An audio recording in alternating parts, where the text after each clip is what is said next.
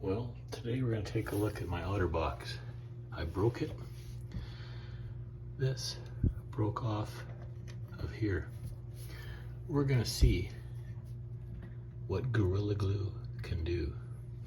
We're going to apply Gorilla Glue down there where it broke off. We're going to see if it's going to hold. Let's put the glue on.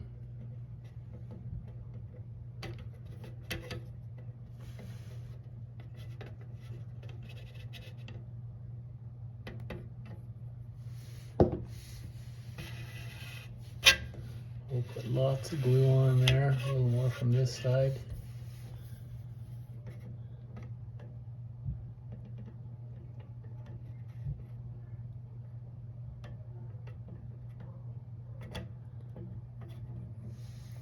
There we go. We'll let that set up.